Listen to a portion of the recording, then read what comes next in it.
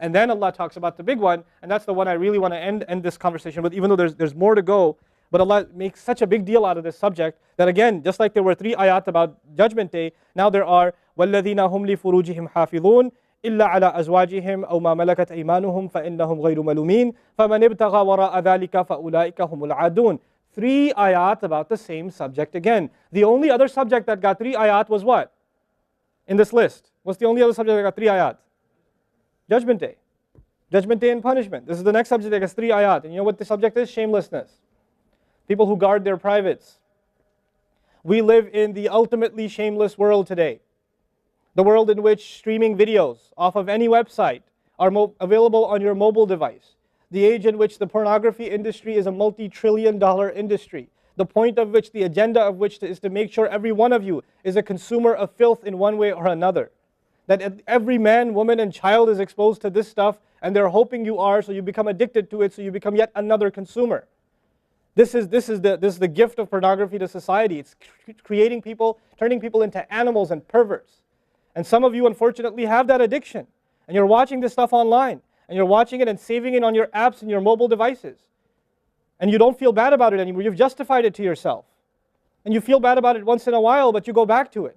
And as a result, you think, oh, well, at least I'm not hurting anybody. At least I'm not doing it to anybody else. I'm just watching this stuff. It's okay. But you know what's happening to you? Inside, your soul is being just gutted. You have no soul left inside of you. So your prayers are empty and you can't even shed a tear in your salat because your heart is so devoid of the fear of Allah because of the filth you've been watching all this time. It's turned you from a human being into an animal.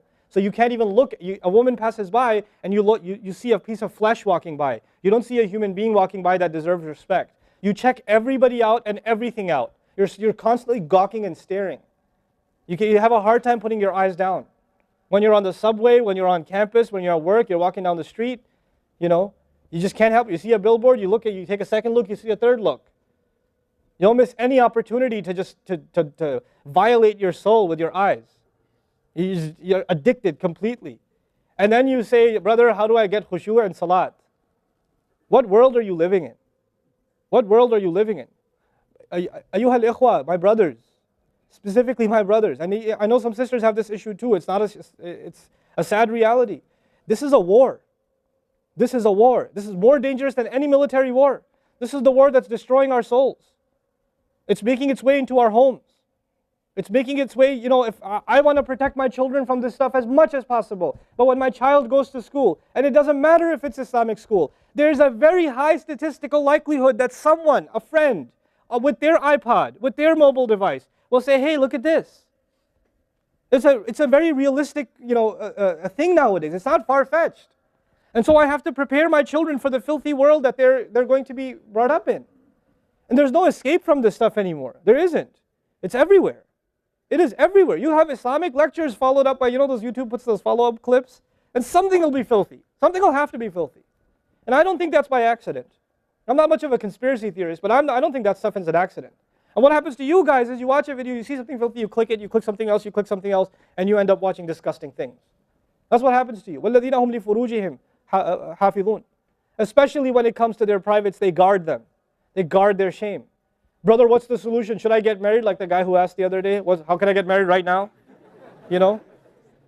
No, guys, the solution is not marriage. Because if you're a pervert, then you're going to be a pervert after marriage too. If you have no shame now, you will have no shame after marriage. Honestly. You think marriage is going to end your problems? No. Your problem isn't marriage. Your problem is spiritual in nature. Your problem is psychological in nature. You need help. You need to stop this. You need to stop hurting yourself like this. You will have nothing, there will be nothing left inside you. I just had an email from a teenager who's addicted to pornography, an anonymous email, 14, 15-year-old teenager. Says, I want to kill myself. I can't stop. I've been watching it since I was 11. My parents don't know. I read this stuff and I cry because he's not one. There's millions of Muslim kids like this. Millions. Millions of them. We have to help these people. We have to do whatever we can. And we don't have the trillions of dollars of advertising to counter that. We don't. And it's not realistic for me to say Facebook, YouTube, Twitter, internet, it's all haram. It's not realistic because it's a reality. It's as common as oxygen now. The only thing we can do is have a mature conversation about this and teach our youth to deal with this and navigate this and not fall into it. The elders that are here, stop watching Indian movies, man. Why are you sitting in a lecture talking about salat and the importance of salat, and you don't guard your shame? Mother and daughter and husband and wife and sister sitting together watching whatever? God, come on. Stop. وَالَّذِينَ هُمْ لِفُرُوجِهِمْ حَافِظُونَ. They guard their privates. But guarding your privates doesn't mean you don't commit zina. It means everything that leads to the temptation. Everything that leads to it. They watch it. They guard it. They know it's under attack. They know that their shame is under attack. They realize that their weakness is their urges. Those urges that Allah put inside of us that are so strong. Allah put them there for a reason. He did. And every one of you have them. You don't have to, I don't have to have a dalil for you to have them. I know. The guys that are here. You all suffer that challenge every single day of your life, especially in a city like this one. At least in Texas, we're a little more conservative. Not that much more, but a little more, At least in some towns, they don't allow for filthy billboards and things like that. They actually don't even allow the billboards, But that's changing soon because, capitalism wins in the end, right? But you guys are living in this city where you're exposed to everything and anything. Everything and anything. And you have to really go out of your way to guard yourselves. This passage is not about high goals. This is about the bare minimum. I told you that, right? This is the bare minimum, folks. The bare minimum is we guard ourselves from shamelessness. We wage a war within ourselves against that tendency. And I know some of you have tried to quit before and you go back. And you've tried to quit before and you go back again. And you go back again. And you keep falling into that trap. I know some of you have done that. And you're struggling with it. But don't give up on yourself. Don't give up on yourself. And whatever it takes, if you just don't be alone. Don't be by yourself. Be with good friends. Be outside. Study somewhere else. Go to the library and study. Go somewhere where other people are around. Because when you're by yourself, shaitan gets you. And if the fear of Allah isn't enough for you, at least the fear of other people will work for you. At least something's better than nothing. For those, I've said this in other talks before, for the parents here, if you have a computer in the house, please don't make it a laptop. Have a desktop in the house with a really big monitor. Get the biggest monitor you can find. Honest to God, and make sure your computer is in the kitchen or in the dining room. Don't put it in the living room. Don't put it in the kids' room. Don't put it in your bedroom. Put it in the dining room, facing the public. You want to do homework, do it over there. Though you can't move the monitor this way or that way. It's facing everybody. That's how you should have it. This stuff, we have to take these precautions. Don't give your 11-year-old a smartphone. What were you thinking? That's not very smart. Don't give them a smartphone. Why am I seeing kids in Islamic school, 5th graders, with iPhones? iPhone 5s. I don't have an iPhone 5. Why do you have an iPhone 5? With 4G, you know how dangerous that stuff is?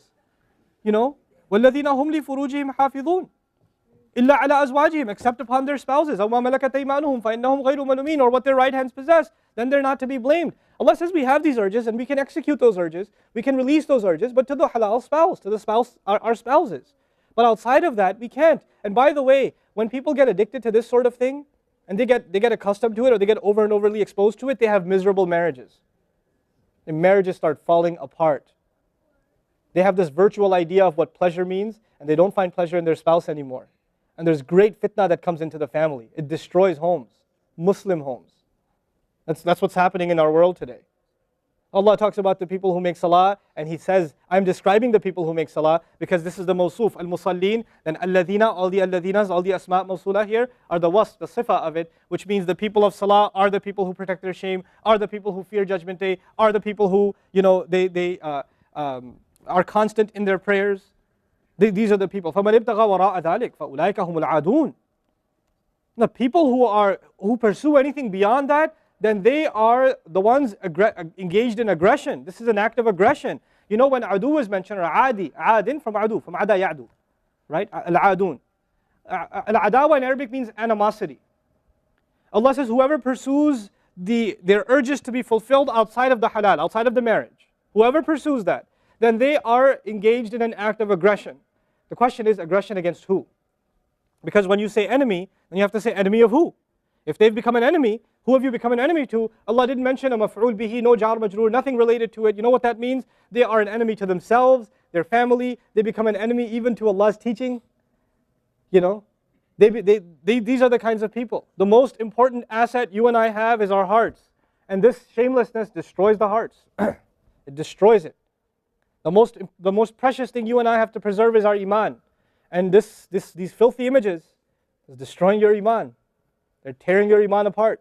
Don't let it happen to you. Do not let it happen to you. And I can only talk about this. I can't stop you from doing anything. And nobody else can. You will have to police yourself. You will have to control yourself. You'll have to make the decision, is my iman important enough? Is my salat important enough? You know? Or should I just carry on and pretend? You know what I told you about jazur, right? When you come across evil, you just don't want to deal with it. You just ignore it. There's a lot of people like that. They hear this stuff and they don't deal with it. They just ignore it. And you're jazur. Then you're not from the musallin. Illa al-musallin. If you don't be from the people of jazur, from the jazureen. Don't be from them. The people who just leave it. They don't even deal with their problem. They run from it. And they cave in every time. And they're reactionary. And that's the beautiful thing about the beginning of this passage. Halua, reactionary. Usually we react to temptation. You react to an image and it leads you to a site, which leads you to something else, which leads you to something else. You're constantly reacting to things. You're supposed to learn to have the right reaction, and the right reaction comes when we become people of salat.